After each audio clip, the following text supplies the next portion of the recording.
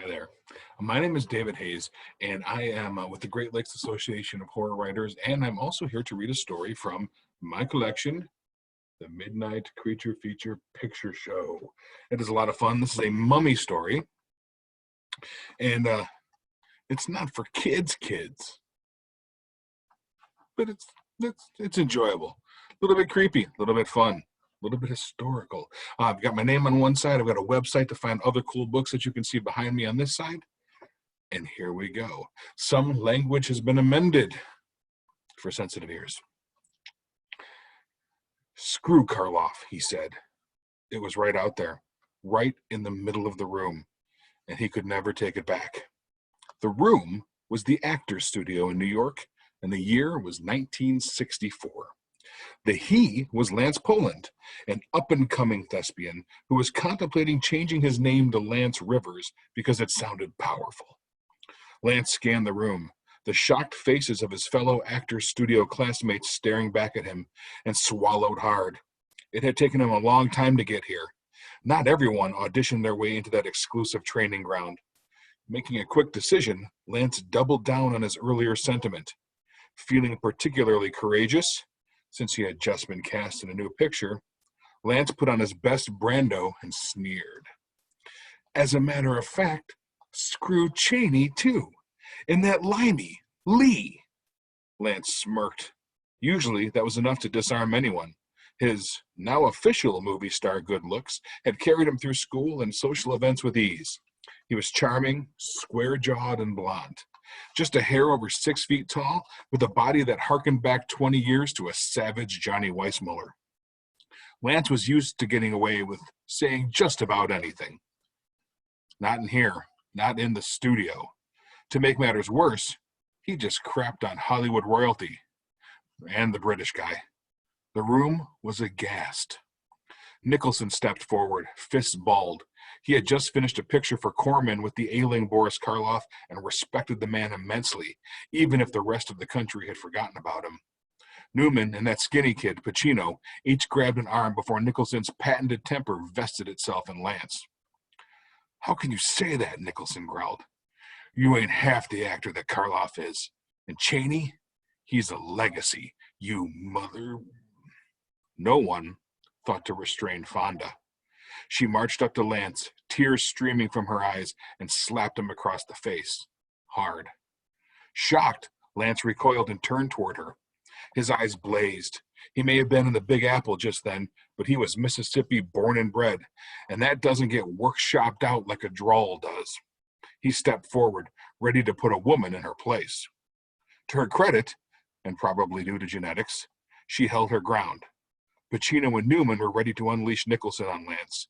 The other members of the studio stood against Lance, unified. It looked grim. Lance's only saving grace was that Keitel wasn't there that day.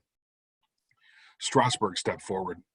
He had been watching from the corner of the room, seeing just how this was going to play out. First and foremost, even above an actor, Strasberg was a behaviorist.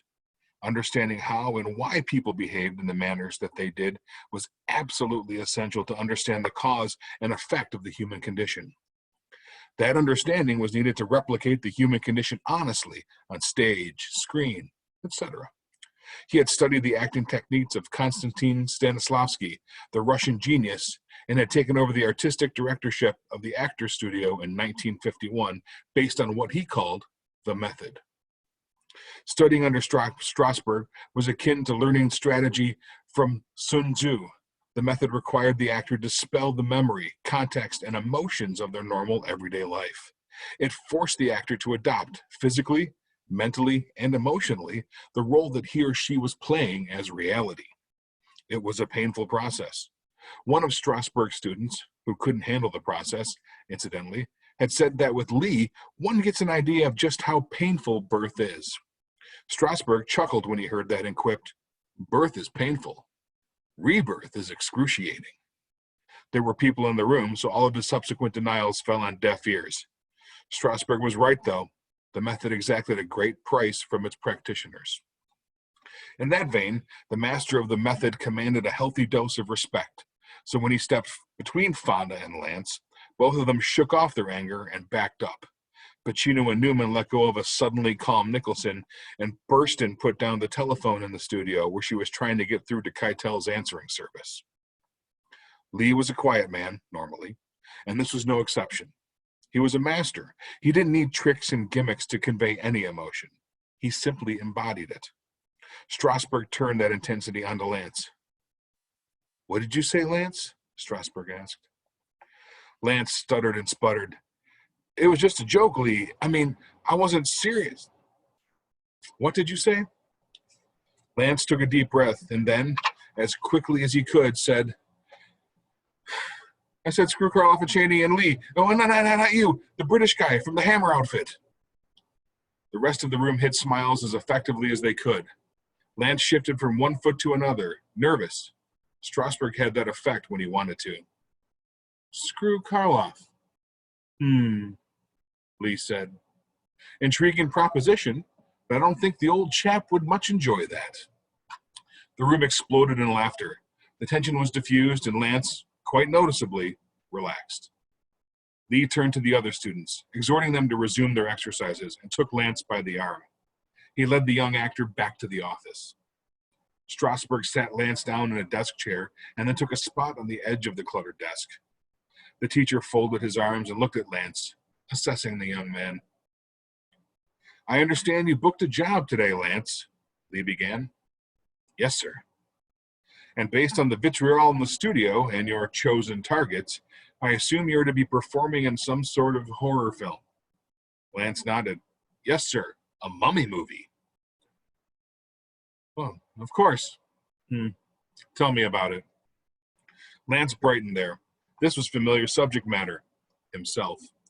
"I'm going to play Seti IV, raised from the dead after 2,000 years to claim his lost love." Strasberg nodded. "And so, you effectively crapped on legendary performers, although we'll have to wait and see about the British guy, because you were really, really excited about playing a mummy. And you did that in front of the class." Lance's excitement plummeted. He shrank in the chair and had problems making eye contact with Lee.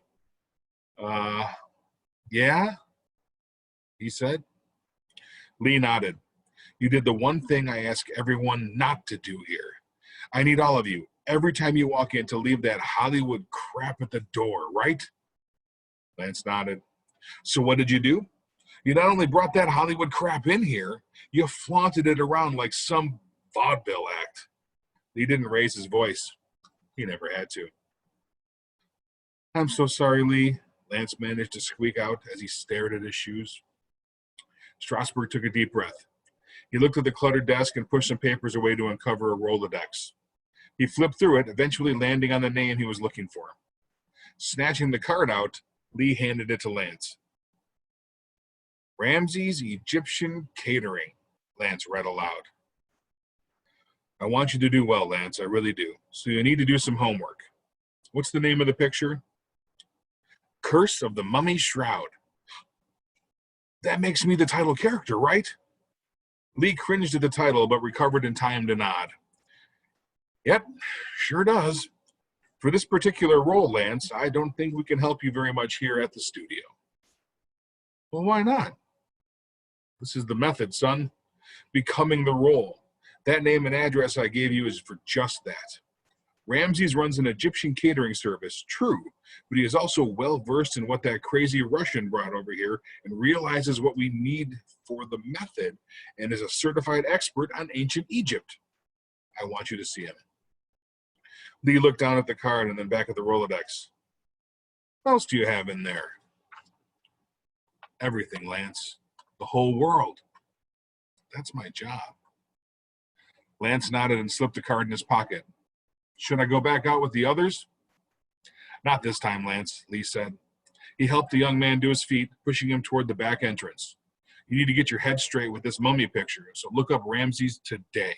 Head out the back way. You know how Nicholson gets." "I sure do." Lance whistled his way out of the actor's studio into the muggy New York air. Lance looked around cautiously. It was nearing dusk, and he had taken 2 trains with 2 bus transfers to get to the ass end of Queens. He walked down a lonely sidewalk with a summer breeze like dog breath blasting him in the face. Lance stopped and fished the paper out of his pocket again and read it. It hadn't changed. 45367 Pyramid Drive. Lance lifted his head and looked up and down the sidewalk. There were tenement buildings, 3-story walk-ups, basement apartments, but nothing that could be confused for a catering company. He looked at the building numbers. 45361, 45353, 45365, and there it was. Lance swore he had looked up and down this street 1,000 times since the last bus transfer, but now, just as the sun dipped below the urban skyline, he found a little storefront. The sign read, Ramsey's Egyptian Cat Ring. The T and E must have fallen off at some point. The window was cloudy, but Lance could definitely see a light on inside. He reached for the handle and pushed. The door opened, tinkling a small bell as Lance entered. He was hit immediately with the coolness of the room. It was dry, too. He looked around the area, and contrary to his previous trepidations, it looked like a small ethnic grocery and catering shop, apparently. Lance craned his neck to see a counter at the rear of the store. Hello? He called out. Enter, a deep, thickly accented voice returned. Smiling, in part due to the new climate, air conditioning was incredibly rare in this particular borough, and the successful navigation of the rough, tough New York streets. If the boys back in Missoula could see him now. Lance wended his way through the store. The shelves were filled with bottles, carafes, and odd, slender jars. There was funny writing on all of them, and pictures like he saw on National Geographic on others. Nothing was labeled in English, and Lance figured, rightly so, that anyone that couldn't speak Egyptian, or whatever this was, wouldn't have a need for it anyway. Passing the rows of bottles, leaves, spices, homeopathic remedies, and odd foods, Lance finally made it to the rear of the store where Ramses waited for him. As Lance approached, the small, dark man looked up. He was approximately 5 feet tall and all of nearly 110 pounds. He was dark, with a large, hooked nose that nestled itself over a bushy black mustache with salty flecks of white throughout. He smiled at Lance, bearing 2 rows of brown-stained teeth. His gums nearly matched the color of his suit jacket, which reminded Lance of fried okra. Lance extended his hand. Hello, sir. My name is Lance Rivers, and Lee Strasberg sent me over.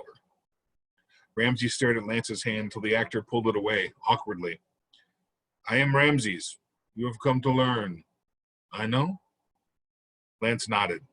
He thought he knew what was happening here.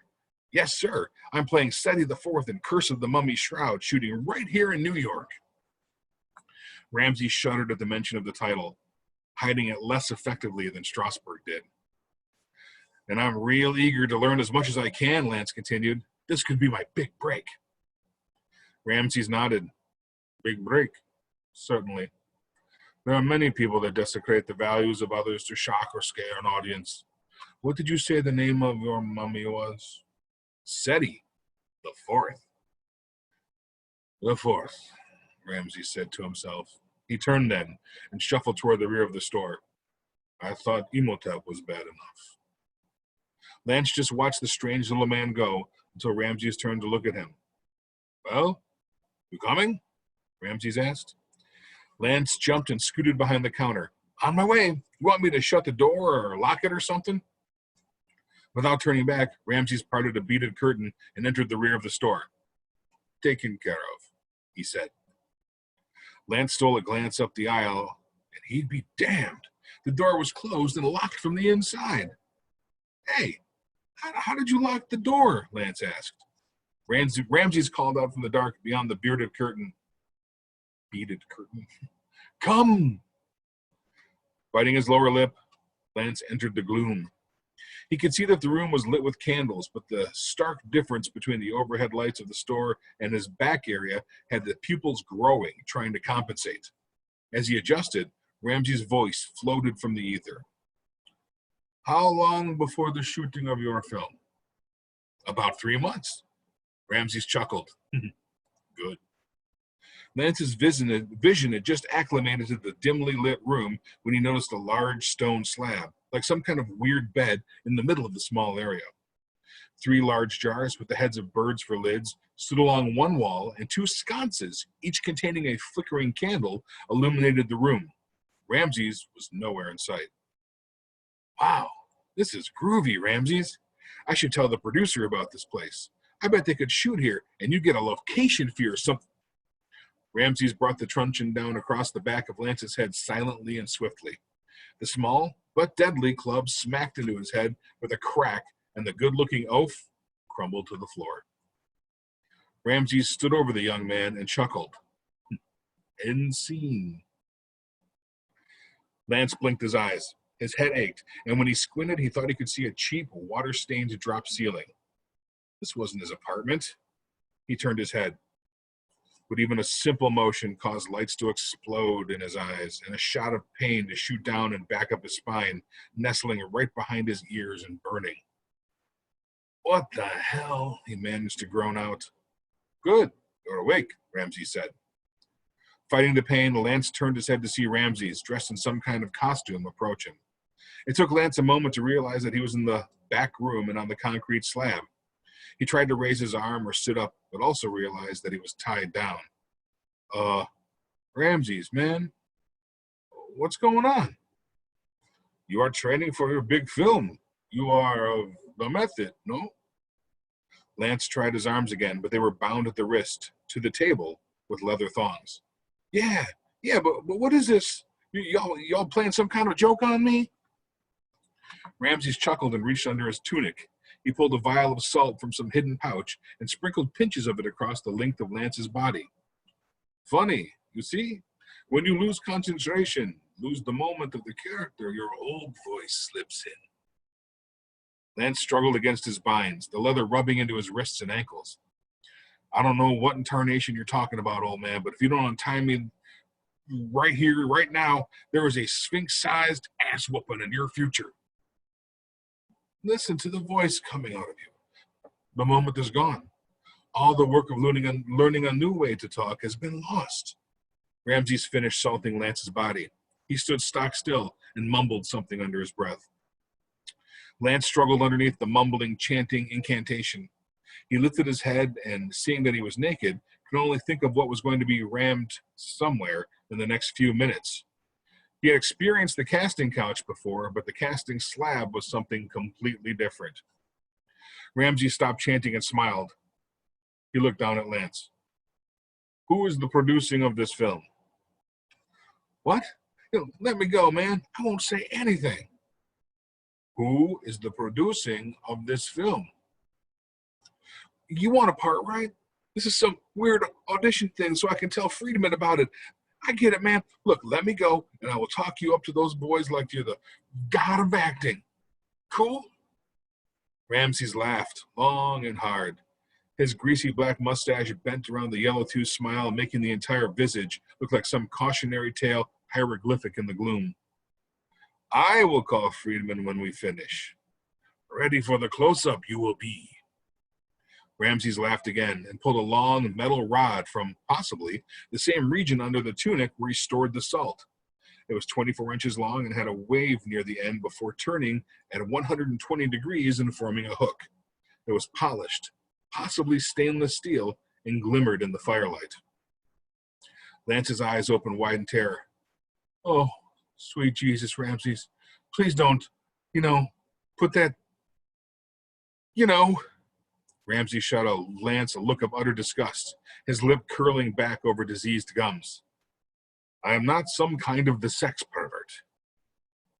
Lance relaxed a bit. Thank God, man. What the hell are you going to do then? The method. You will be a fine actor of the screen, the finest to ever be a sacred mummy. The metal thing will do it? No. This is for removing the brain before the process of mummification can begin. You will be legend. Lance's mouth dropped open as Ramses bent over him. The little Egyptian man nestled the business end of the hook in Lance's left nostril. Very simple. The brain is removed with this, then the organs are removed and cleaned. Each of those jars will hold the dried lungs, intestines, stomach, and liver, so you may claim them again. Exciting, no? Ramses took a deep breath, preparing to ram the hook into Lance's skull and extract his brain. Bit by bit, through his nostrils. Wait, just a minute, seriously. Ramses, the joke is all over, right? Did Nicholson put you up to this? Ramses shook his head. This is your training, Lance. Your body will be rinsed out with the finest wines, and your heart, oh, your heart will be placed back inside so you may perform. The finest linens will fill your chest after 40 days. These will give shape to the role, letting you know, the audience, the pain of Seti, but knowing that his heart belongs to his princess as it rests on down. A metaphor. Lance whimpered. I didn't want to do this. Of course you did. After 70 days, I will wrap you in the finest muslin. You will then be ready. You will be a star. Lance sobbed and stopped fighting. He accepted the inevitability. Is this gonna hurt?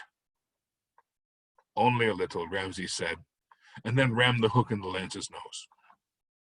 Lance squealed for a moment, a high-pitched cry that under other circumstances may have been called nasally. He convulsed, his body flopping against the concrete as Ramses worked the hook in and out of Lance's brain pan. After the first few thrusts, Lance had undergone an impromptu frontal lobotomy, resulting in fewer convulsions and less overall motor activity. He was dead, officially, before Ramses could even get a third of the brain out. This was the process that Ramses hated the most. It took so long. Such a useless organ, too, always getting people in such trouble.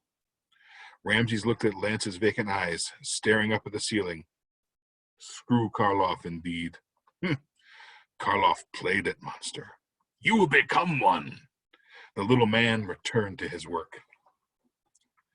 Fred Friedman, schlock producer, walked into the temporary production office of Shroud Pictures, shaking his head. Leon Kassinger, the director of Curse of the Mummy's Shroud, looked up at the producer's entrance, taking a welcome break from going over script rewrites on this, his latest opus. What's up, Freddie? I just don't believe it. Leon's shoulders slumped. We lost the funding, didn't we? Freddie smiled and shook his head. No, for once, things are looking our way. How so? You know that hillbilly we cast as Seti? The tall guy that walked real stiff in the auditions? Yeah, Leon said, Lance something or other. Lance Boyle, or whatever his name is. His new agent just called and said that since the kid is into this acting crap, he will be, at no cost to us, providing his own craft service, transportation, and special effects tech in order to stay in character. You believe that? Wow. He's making SAG minimum on this picture. That dumb kid is going to lose money. Freddie smiled and pulled a half-smoked cigar from his jacket pocket, lighting it with a flourish. That's fine with me, just as long as this picture doesn't lose any money. Leon and Freddie laughed and laughed. What these kids wouldn't do to make it in the movies. Well, thank you. That was It's a Wrap from the Midnight Creature Feature Picture Show. My name is David Hayes. Thank you for watching/listening. Bye.